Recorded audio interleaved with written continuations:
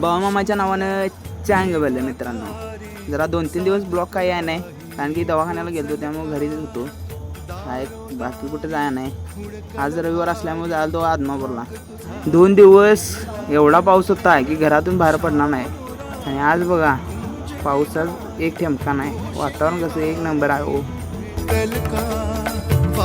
पोचलो आदमापूरमध्ये पोचल्यावर कायमच्या ठिकाणी गाडी लावली आणि मी आलो गाभाऱ्या. मला वाटाल तर 2 दिवसांना अमावस्या आहे, गर्दी कमी असेल, पण शेवटी मामांची महिमा आहे. लोकांची गर्दी काय कमी नसते. ही सकाळची 10 वाजताची गर्दी आहे बघा. अजून लोक दुपारपर्यंत वाढत राहणार. तिथून आलो, भंडारा वगैरे लावला.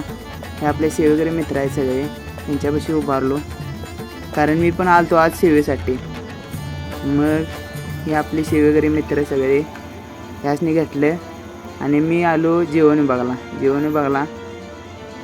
हे बघा, हे इथं सगळे मामांची वस्त्र, ताटं, त्याने वापरलेल्या सगळ्या गोष्टी आहेत.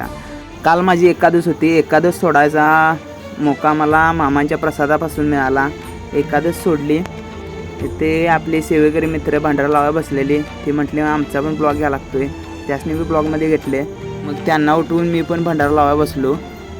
आपला सेवेकरी मित्र ओम्या मला म्हटला, भावा मला पण ब्लॉगमध्ये घ्यायला लागते. मग आपल्या सेवेकरी मित्र भावाला नाराज करून चालते होय. सगळ्यांनी घेतलं ब्लॉगमध्ये. श्याम्याने अक्षदा बी आलती मामांच्या दर्शनासाठी, त्यासनी ब्लॉगमध्ये घेतले.